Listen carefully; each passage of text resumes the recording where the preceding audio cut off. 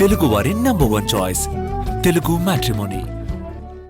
Same packing, same labelling, అదే code, అదే seal, మూత తీసి చూసినా సేమ్ కలర్. ఇక డౌట్ ఎందుకు వస్తుంది? కొన్నారు, బండిలో పోశారు, తర్వాత నెత్తి నోరు బాదుకున్నారు. లక్షలు పోసి కొన్న వాహనాలు ఒక్క దెబ్బకు షెడ్డుకు చేరుతున్నాయి.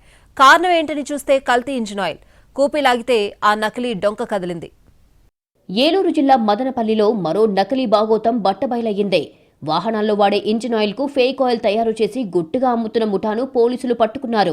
ముదినేపల్లి ప్రభుత్వ పాఠశాల పక్కన ఓ ఇంట్లో అనుమానాస్పద కార్యకలాపాలు జరుగుతున్నట్లుగా పోలీసులకు ఫిర్యాదు అందింది. మెరుపుదాడులు చేస్తే అసలు సంగతి బయటపడింది. ఆయిల్ డ్రమ్ములు, ప్లాస్టిక్ ఆయిల్ టిన్నులు కుప్పలు తెప్పలుగా కనిపించాయి. లోపలికి వెళ్లి పరిశీలిస్తే డ్రమ్ముల నుంచి ఆయిల్ తీసి కొత్తగా ప్లాస్టిక్ డబ్బాలలో దాన్ని నింపి సీల్ వేస్తున్న మనుషులు కనిపించారు. కొండపల్లి వెంకట సురేష్, నరేంద్ర అనే ఇద్దరు వ్యక్తులు ఈ కల్తీ దందాకు సూత్రధారులు. పాడైపోయిన ఇంజిన్ ఆయిలే వీళ్లకు అసలు ముడిసరుకు. మెకానిక్ షెడ్ల నుంచి అలాంటి ఆయిల్ ని తీసుకొస్తారు. పారబోయాల్సిన ఆయిల్ కి మెరుగులు దిద్దుతారు. అందులో కొన్ని రసాయనాలు కలిపి ఆ చిక్కదనాన్ని డైల్యూట్ చేస్తారు. ఒరిజినల్ ఆయిల్ ఏ కలర్లో ఉంటుందో ఆ రంగు వచ్చేలా మిక్స్ చేస్తారు. బ్రాండెడ్ ఆయిల్ డబ్బాలు ఏరుకొచ్చి సేమ్ లేబుల్ ని తయారు చేసి అంటిస్తారు. యాజ్ ఇట్ ఈజ్ సీల్ వేస్తారు. క్యాస్ట్రాల్, సర్వో లాంటి కంపెనీ బాటిళ్లుగా ముస్తాబు చేసి మార్కెట్లోకి వదులుతారు. ఏమాత్రం అనుమానం రాకుండా అమ్ముతారు. పైగా మెకానిక్ షెడ్లకు తక్కువ ధరకు అమ్ముతారు. ఇక్కడే అసలు వ్యవహారం మలుపు తిరిగింది. ఇంజిన్ ఆయిల్ చేంజ్ చేస్తే కనీసం 2000 కిలోమీటర్ల వరకు ఢోకా లేకుండా తిరిగే మోటార్ సైకిల్ 500 కిలోమీటర్లకు బీటింగ్ మారిపోతోంది. మైలేజీ పడిపోతోంది. ఆయిల్ నల్లబడిపోతోంది. మెకానిక్ ని అడిగితే సమాధానం రాదు.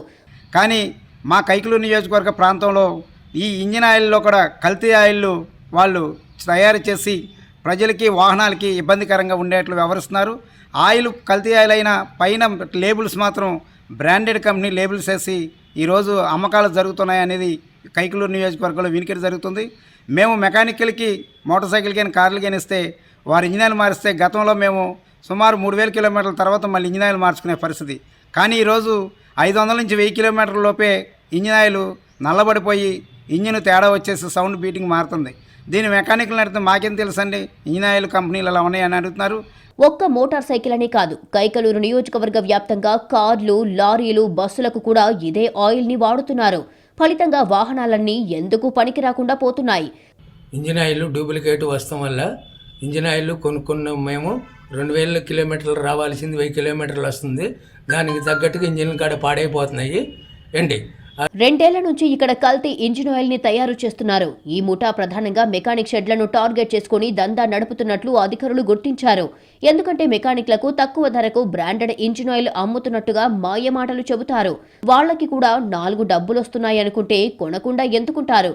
అలా నకిలీ సరుకు మార్కెట్లో విచ్చలవిడిగా వచ్చింది. ఒక్క ఇంజిన్ ఆయిలే కాదు, యూరియాతో కూలెంట్ ఆయిల్ కూడా తయారు చేస్తున్నారని తేలింది. సుమారు 30 కట్టెల యూరియా బస్తాలు గుర్తించారు. 1/2 లీటర్ బాటిల్ నుంచి 25 లీటర్ల వరకు తయారు చేస్తున్నట్లుగా గుర్తించారు. కల్తీ ఇంజిన్ ఆయిల్ తయారీ కేంద్రంలో సర్వో ఇంజిన్ ఆయిల్ 2500 లీటర్ల పీపా గుర్తించారు. 400 లీటర్ల ఇంజిన్ ఆయిల్ ని పోలీసులు సీజ్ చేశారు. ఖాళీ సీసాలను, లేబుళ్లను గుర్తించారు. క్యాప్ సీలింగ్ మిషన్ ని సీజ్ చేశారు.